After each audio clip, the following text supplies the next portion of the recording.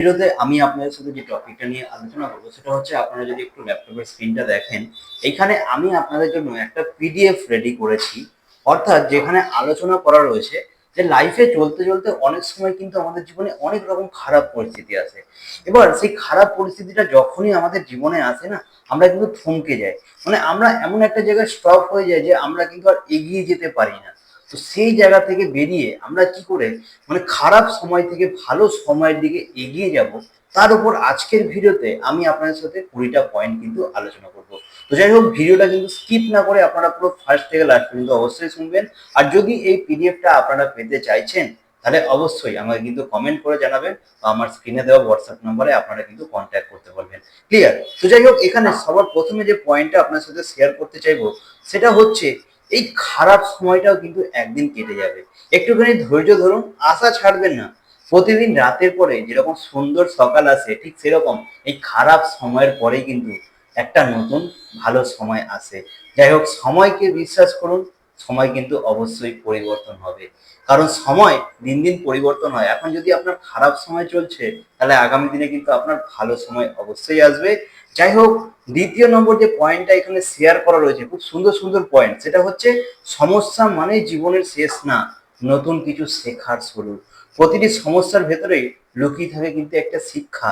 শেখার মানসিকতা আপনাকে এগিয়ে নিয়ে যাবে, সমস্যাকে সুযোগে পরিণত করবে। মানে অনেকে কি করে, সমস্যা যখন লাইফে আসে সেটাকে সমস্যা ভেবেই তারা কিন্তু বসে পড়ে। সেটা করলে কিন্তু হবে না, আপনাকে সমস্যাকে সুযোগে পরিণত করতে হবে।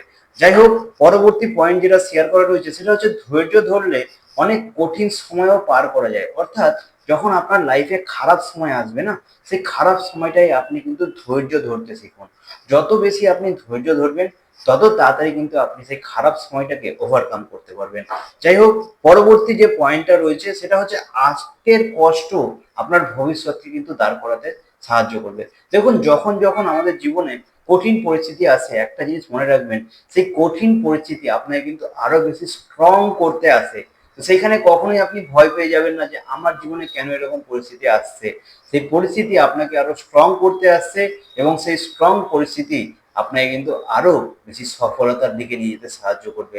যাই হোক, 5 নম্বর পয়েন্ট সেটা হচ্ছে, নিজের উপর বিশ্বাস হারানো যাবে না। অর্থাৎ অনেক সময় আমরা এরকম করি যে নিজেদের উপর আমরা কিন্তু বিশ্বাসই হারিয়ে ফেলি, যে আমি পারবো তো, আমাকে দিয়ে আর হবে তো, আমি বোধহয় আর করতে পারবো না। এইরকম একটা মানসিকতা কিন্তু আমাদের মধ্যে তৈরি হয়ে যায়। তো এই মানসিকতা যদি আপনার মধ্যে তৈরি হয়ে যাচ্ছে, সেটাকে এড়ানোর চেষ্টা করবেন। আজকে প্রত্যেকটা ব্যক্তি তারা খারাপ সময় থেকে উঠে এসেছিল, আপনার থেকেও খারাপ পরিস্থিতিতে তারা ছিল, এবং সেইখান থেকে উঠে এসে তারা কিন্তু আজকে লাইফে সাকসেসফুল হতে পেরেছে। যাই হোক, এর পরবর্তী যে পয়েন্ট সেটা হচ্ছে, সবাই সফল হওয়ার আগে খারাপ সময় দেখেছে। এটা কিন্তু অবশ্যই আপনাকে মানতে হবে। আপনি মানুন চাই না মানুন, আপনাকে মেনে নিতে হবে যে প্রত্যেকটা ব্যক্তি যারা আজকে সফল হয়েছে, তারা প্রত্যেকে কিন্তু সফল হওয়ার আগে খারাপ সময় অবশ্যই দেখেছে। যাই হোক, ভুল থেকে শিক্ষা নেওয়াই আসল জিনিস। মানে অনেক সময় আমরা এরকম কি করি, যে ধরুন একটা ভুল করছি, আমরা সেই ভুলটাই না বারবার বারবার করতে থাকছি। তো আপনি যদি একটাই ভুল বারবার বারবার করতে থাকেন, তাহলে আপনার কাছেও কিন্তু সেম রেজাল্ট রিপিটেডলি আসতে থাকবে। অর্থাৎ আপনার ভুলটা যেটা করছেন, সেই ভুলটা থেকে কিন্তু আপনাকে শিখতে হবে, এবং শিখে আপনাকে এগিয়ে যেতে হবে। যাই হোক, 8 নম্বর পয়েন্ট যেটা শেয়ার করবো সেটা হচ্ছে, ওভার থিঙ্কিং না করে আপনাকে সলিউশন খোঁজা দরকার। মানে অনেকে আমরা কি করি, কাজটা কেন হচ্ছে না এই বিষয়টা নিয়ে আমরা ওভার থিঙ্কিং করতে লেগে যাই। কিন্তু ওভার থিঙ্কিং করলে আপনার কিন্তু চলবে না, তার সলিউশন খুঁজতে হবে। এখানে লেখা রয়েছে যে, বেশি ভাবনা সমস্যা বাড়ায়, সমাধানের দিকে মনোযোগ দিন, সমস্যার যে সমাধানে বেশি শক্তি দেয়। যাই হোক, 9 নম্বর পয়েন্ট যেটা শেয়ার করা রয়েছে সেটা হচ্ছে, ছোট ছোট পদক্ষেপ বড় পরিবর্তন আনে। অর্থাৎ আমরা যদি ছোট ছোট করে এগোই, আজকে যদি আমাদের খারাপ পরিস্থিতি, জানি অনেক সময় যখন আমাদের লাইফে খারাপ পরিস্থিতি আসে না, তখন মনে হয় না আজকে না আর কাজ করতে মন বসছে না, মানে আজকে বোধহয় আর ভালো লাগছে না, মানে একটা হয়, এটা কিন্তু প্রত্যেকের লাইফের হয়। তো আপনি কি করবেন, ছোট ছোট পদক্ষেপ একটু একটু করে বাড়াবেন, এবং সেখান থেকে আপনি আপনার লাইফের জার্নিটা কিন্তু এগিয়ে নিয়ে যেতে পারবেন। যাই হোক, নাম্বার 10 পয়েন্ট যেটা আপনার সাথে শেয়ার করবো সেটা হচ্ছে, নিজের মানসিক শান্তি সব থেকে বেশি গুরুত্বপূর্ণ। এখানে কি লেখা রয়েছে, মানসিক শান্তি না থাকলে কোনো কিছুই কিন্তু ভালো লাগে না। অর্থাৎ মানসিক শান্তি পাওয়ার জন্য আপনি কি করতে পারেন, সকালবেলা উঠে প্রাণায়াম করতে পারেন, সেখান থেকে আপনার কিন্তু মনে অনেক রকম শান্তি আসে।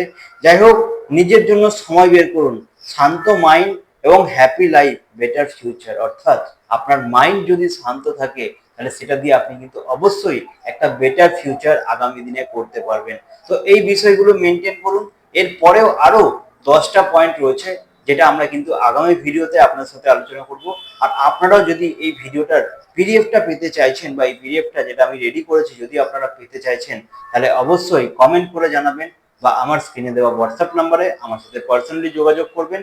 অবশ্যই আপনারা কিন্তু আমাদের সাথে কাজটা শুরু করতে পারবেন, সরি আপনারা আমাদের থেকে পিডিএফটা নিয়ে নিতে পারবেন।